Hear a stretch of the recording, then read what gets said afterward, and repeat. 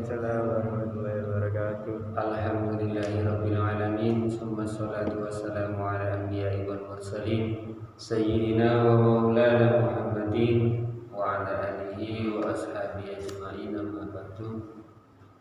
Hari ini tanggal 27 Maret bertepatan dengan 16 Ramadan.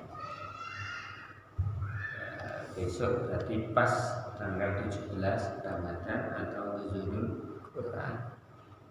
Malam ini harusnya malam Nuzulul Quran.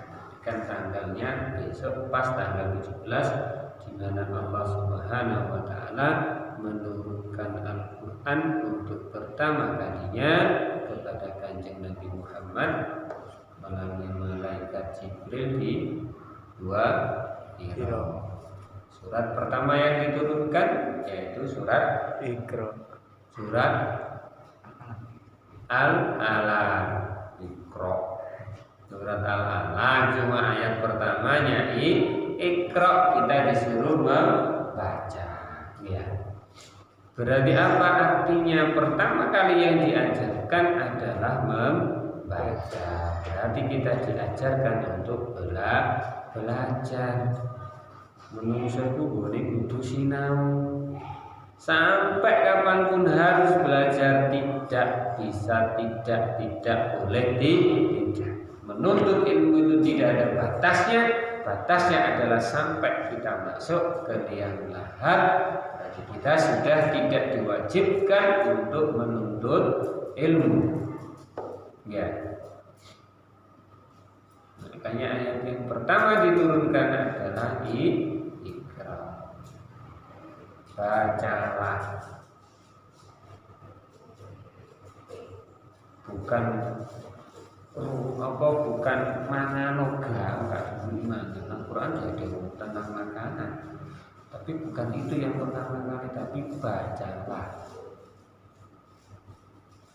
Al-Quran diturunkan selama 22 tahun, 22 hari, 2 bulan, 22 hari. Wapi ya, pas 22 tahun, 2 bulan, 22 hari.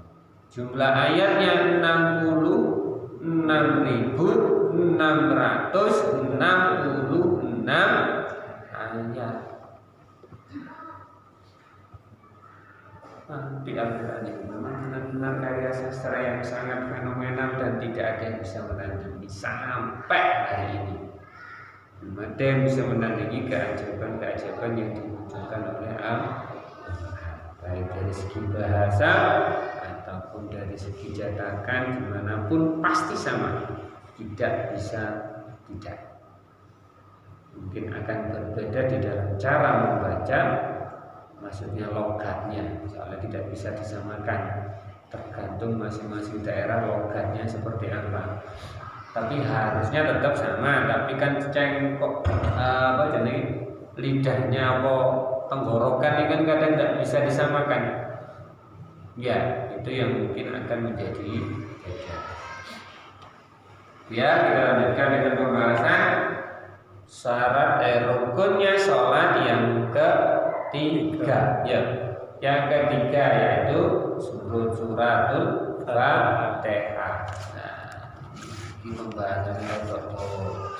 Kenapa? Karena banyak sekali yang harus kita bahas di sini terkait Al-Fatihah. Kenapa? Karena banyak dari orang-orang, banyak dari teman-teman pun yang mungkin masih belum memahami dengan baik tentang syarat-syaratnya dan bagaimana kita membaca Al-Fatihah ketika sholat. Ya. Pada saat kita membaca surat Al-Fatihah itu adalah bagian dari Al-Quran. Al-Fatihah adalah surat pertama dari Al-Quran. Al-Fatihah juga disebut dengan Ummul Quran, pembuka dari Al-Quran. Sampai mau Al-Quran itu benar. Ya, itu benar. Sampai mau Al-Quran itu harus benar semuanya. dari apa yang sudah dibaca. Tapi ketika kita sholat, ya sama dengan ketika kita membaca Al-Quran, harus benar semuanya. Nek sampeyan maca Al-Quran ono salah-salah titik, ono sing ngelingno nek waya sembahyang sapa sing ngelingno? Sampeyan sembahyang dhewe. Misalnya sampeyan sholat sendiri, sampeyan baca Al-Fatihahnya masih salah, terus piye wis sembayange siji ya munfarid dhewe sing durung mesti diterima Gusti Allah, ya ngono Fatihah keliru kabeh. Piye terus arep jawab diterima? Ya, itu. Ya, tetap harus kita pahami, harus kita pelajari. Ya, karena apapun juga sama-sama kita belajar, sama-sama kita mengetahui. Akhirnya ketika kita nanti dimanapun sampai tetap bisa memberikan informasi kepada siapapun. Jadi iso ngelingno. Cuma ketika sholat sampai ngelingno yo kangelan. Ngelingno Al-Fatihah piye carane ngelingno Al-Fatihah salah. Ya kalau imamnya itu paham maksud sampai mengingatkannya gimana. Nah imamnya pas gak paham, lah akhirnya dadi guyonan. Ya, sampai ngelingno iyyaka na'budu wa iyyaka nasta'in. Imamnya iyyaka na'budu wa iyyaka, sampai ngelingno iya. Imamnya panjang iya karena butuh iya biar gak guyonan sampainya. Piye caranya mengingatkan itu kan juga sulit. Ya apa katanya? Ya karena itulah menjadi seorang imam harus benar-benar memahami kaidah-kaidah tersebut. Nggih. Karena bagaimanapun juga imam itu membawa kendaraan. Imam itu membawa kendaraan. Makmume apa jare sampean kok? Lah nek sampean dhewe imame iki lho wis kurang, terus ya apa makmume? Tapi bukan berarti kita juga tidak bisa atau tidak mau menjadi imam karena kita kurang bisa membaca. Maksudnya kita kan harus belajar loh ya. Kita harus tetap belajar untuk membaca, belajar untuk melihat Al-Qur'annya, bagaimana caranya membaca Al-Fatihah, bagaimana cara membaca makhrajnya, sehingga benar-benar kita pas di dalam membaca surat Al-Fatihah. Ya kan belajar. Ya jenenge belajar berarti kan harus ada peningkatan. Nah, nek sampean belajar dari mulai zaman sampean SD sampai zaman sampean SMA yo gak iso, ayo jenenge belajar apa gak niat. Mau sore sampean belajar 10 tahun ning Al-Fatihah yo pancet iku wae. Gak ono perubahan belas. Iku nek ditakoni belajar gak apa-apa. Jenenge belajar itu mesti enek salah, gak apa-apa. Jawaban seperti itu benar. Belajar itu pasti ada salahnya. Mana ada orang belajar itu mesti langsung bener kabeh. Wong sampeyan ulangan itu karuan 100 kabeh. Ya. Tapi apakah tidak ada perkembangan? Apakah tidak ada peningkatan belajar kita? Selama kita belajar membaca surat Al-Fatihah, satu surat saja. Satu surat saja yang sangat penting karena itu kita gunakan di dalam sholat. Sedangkan sholat adalah ibadah yang akan dipertanyakan pertama kali. Itu adalah sholat. Waktu diyamun bisa hari perhitungan, hari pembalasan. Sholat sampai ini didelok di sini.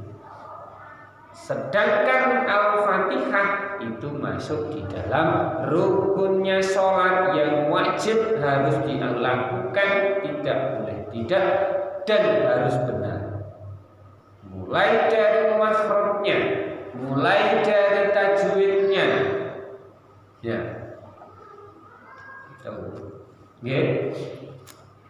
Dan nanti kita akan membahas syarat-syaratnya kita membaca Al-Fatihah ketika di dalam sholat, baik itu sholat kita munfarid atau sendiri ataupun kita sholat berjamaah.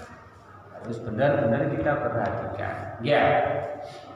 Faslun utawi ikilah pasal surudul Fatihah utawi pira-pira syarate Al-Fatihah asratun iku ana 10. Apa saja dari 10 itu? 10 syaratnya surat Al-Fatihah. Yang pertama tartibu, suwiji iku tertib utawa urut, berarti membaca suratnya itu harus urut, harus tertib dari ayat pertama sampai dengan ayat terakhir. Ya. Nah, kita perhatikan sekarang.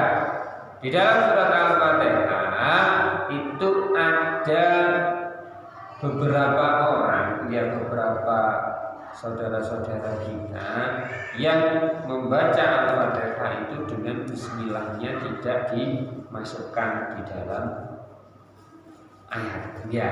Jadi kan ada yang bismillahnya itu tidak masuk, ada yang bismillahnya dihitung ayat pertama.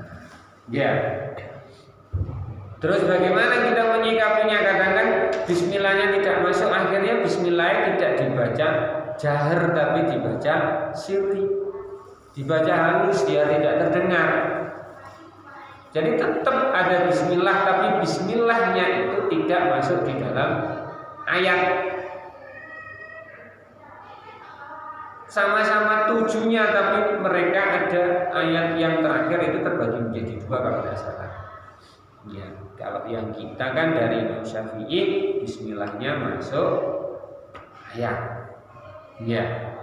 Sedangkan syaratnya Al-Fatihah di dalam sholat harus tertib. Sampai ketemu imame maca bismillah pelan. Dibuat sir karena tidak dianggap ayat. Jadi langsung alhamdulillahirabbil alamin arrahmanir rahim sampai waladdallin. Terus jawab. Sama tetap sholat apa enggak? Tetap sholat. Dan terus tertib iki piye? Apa alasannya tetap sholat sampai? Ayo.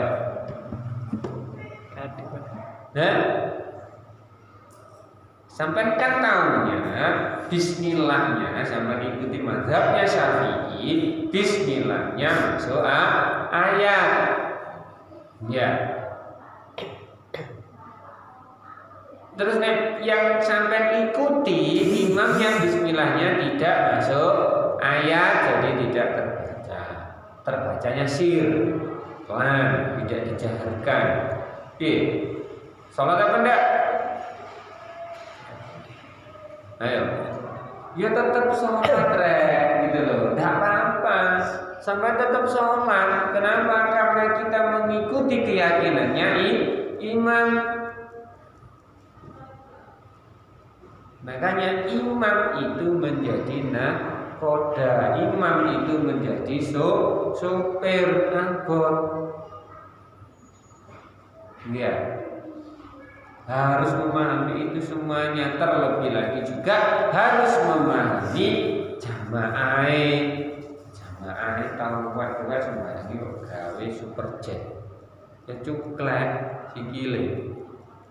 Jamaah tau apa di arek-arek sekolah-sekolah sembahyang sampean gawe melok sepur kelinci. Suwe orang lagu-lagu masalah. Waduh iki wayahe kalem, iki wayahe apa jenenge mabar wis sajana arek-arek. Kak mari mami. Ya, ya harus tahu karakter jamaah sampai harus paham. dan juga harus memahami beberapa ilmu lain yang terkait dengan syarat-syaratnya sholat. Gitu. Ya, harus paham. Itu yang pertama.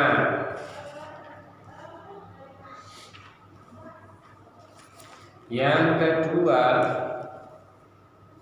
gimana ya? Wal muwalatu wa mura'atu lan nuli lan ngreksa pira-pira hurufe Fatihah. Ya. Wal muwalatu ya berarti membaca Al-Fatihah itu yang kedua dan ketiga ya. Membacanya muwalatu membaca surat Al-Fatihah ya.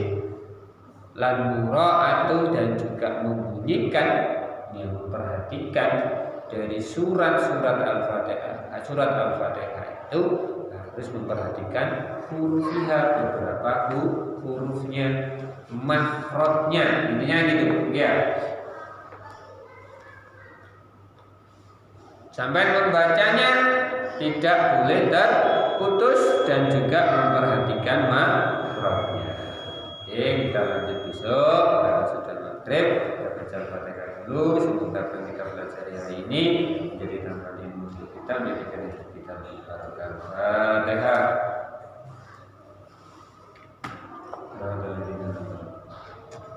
Assalamualaikum warahmatullahi wabarakatuh.